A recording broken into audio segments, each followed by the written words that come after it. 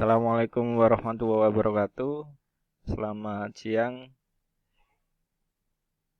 Kita jumpa lagi di mata kuliah Mekanika Teknik dengan materi selanjutnya,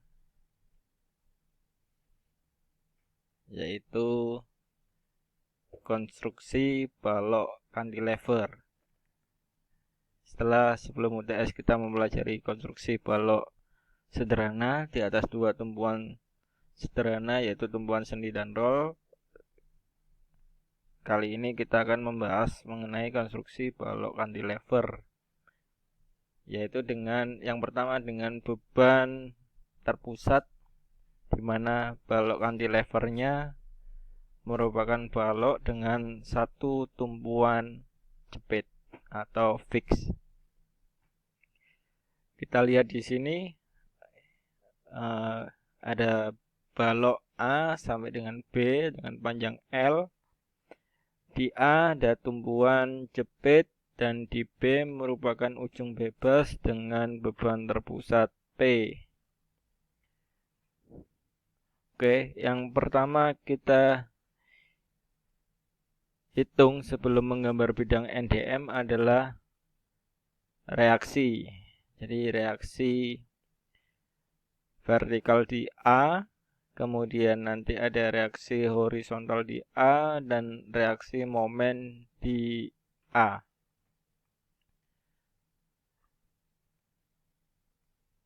Kemudian untuk menggambarkan bidang M-nya, misalkan dengan kasus balok cantilever seperti ini, maka bidang M-nya adalah M di titik A. M di titik A nilainya adalah sebesar minus P dikalikan dengan panjangnya dari A ke B, yaitu L. Jadi M di titik A atau MA sama dengan minus P dikalikan L. Kemudian momen di titik B nilainya adalah 0 ya. Atau kalau kita buat persamaannya adalah bisa menggunakan minus P dikalikan dengan 0 karena jarak P ke titik B adalah 0. Oke. Kemudian untuk bidang M-nya akibat beban terpusat dengan tumpuan jepit, kira-kira gambarnya seperti ini ya. Tandanya negatif.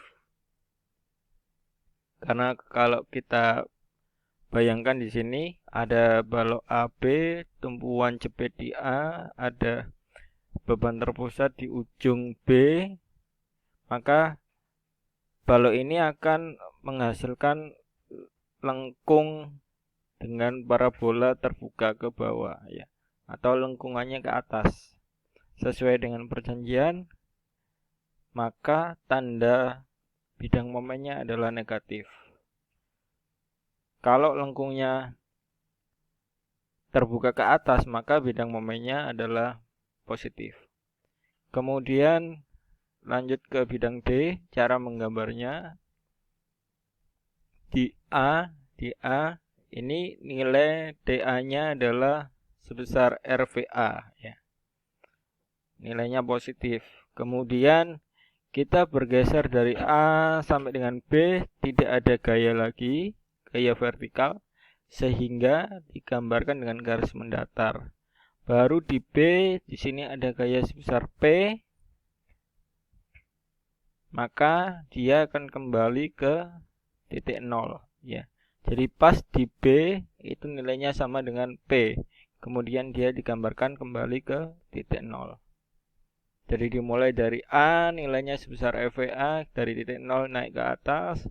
Kemudian karena tidak ada gaya vertikal dari A, di antara A sampai dengan B, dia digambarkan garis mendatar. Kemudian di B ada gaya ke bawah, maka dia kembali ke titik 0. Nilainya adalah positif.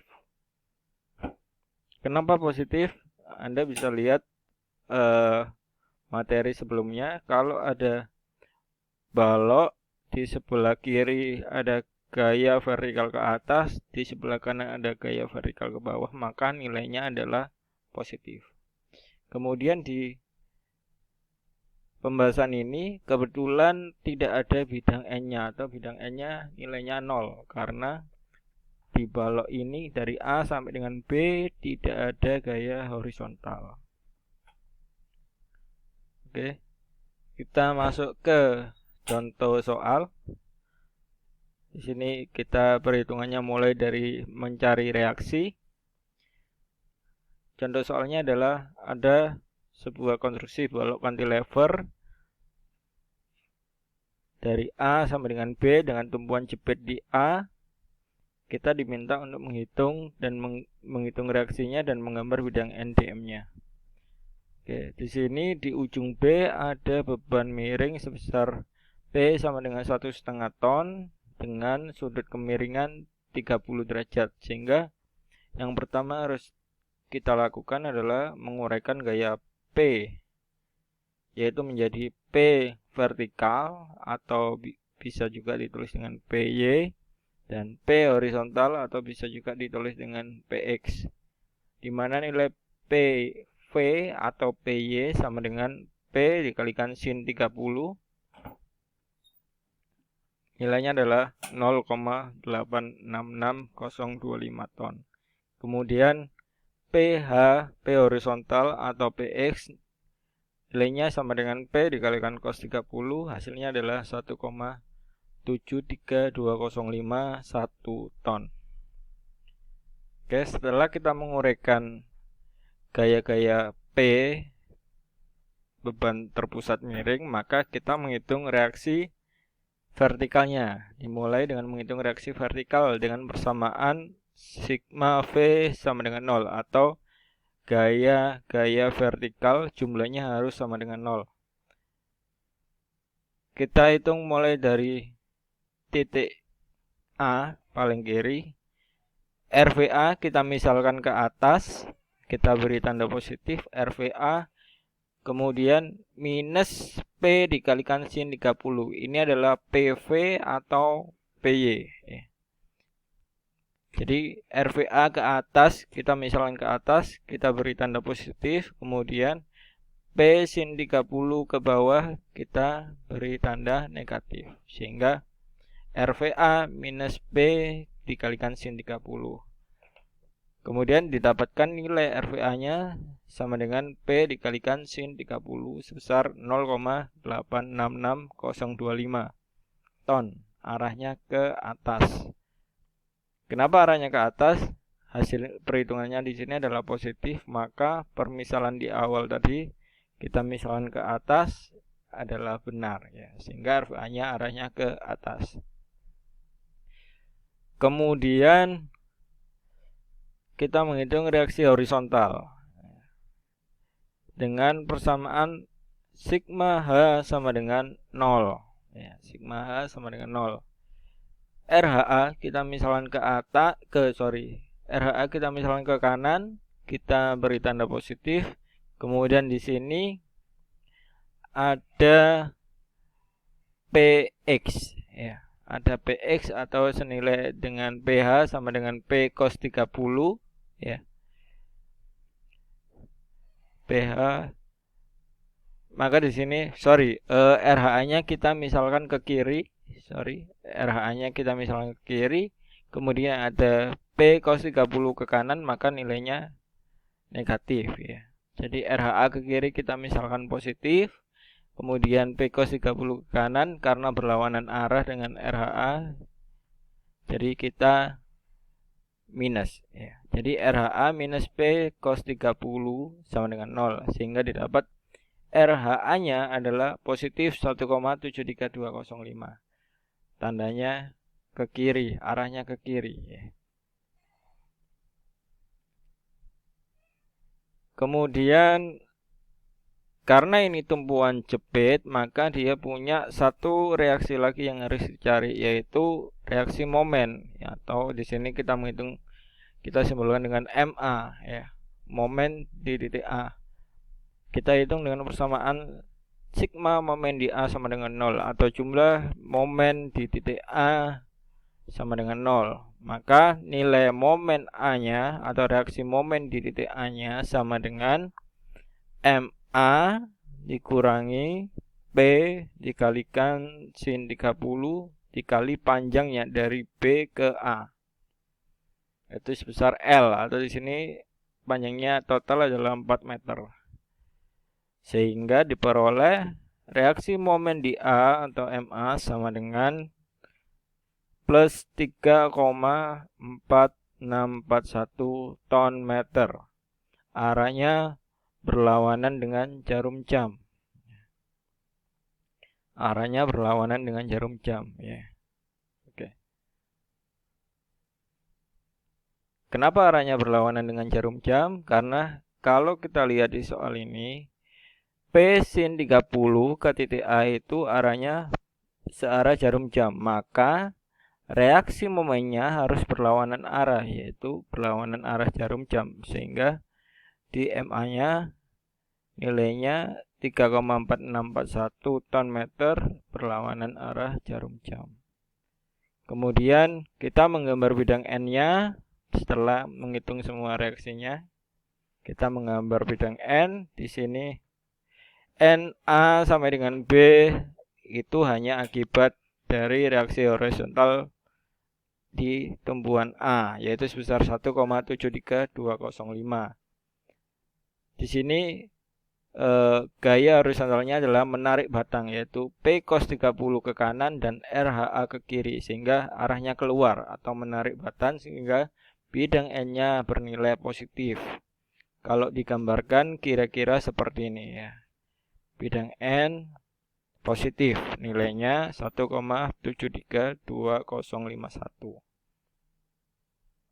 Kemudian bidang D di sini DA sama dengan RVA, nilainya 0,866 sekian ton. Kemudian dari A sampai B kiri, bidang D-nya adalah sebesar P dikalikan sin 30. Nilainya sama, ya, nilainya sama. RVA dan P sin 30 nilainya sama. Kemudian D di B sama dengan 0. Sehingga kalau digambarkan, DA akibat RVA 0,866 sekian ton, positif. Kemudian dari A sampai B tidak ada gaya vertikal lagi, sehingga digambarkan dengan garis mendatar. Baru di titik B ada gaya ke bawah sebesar P sin 30, nilainya 0,866025, sehingga dia kembali ke titik 0. Sedangkan bidang M-nya, di sini M di titik A sebesar minus 3,4641. Tadi di M di A kita sudah hitung 3,4641. Nah, karena di sini tadi lengkungnya adalah terbuka ke bawah atau lengkungannya ke atas, terbuka ke bawah, maka momennya negatif. Di sini nilainya M di titik A 3,4641 ton meter.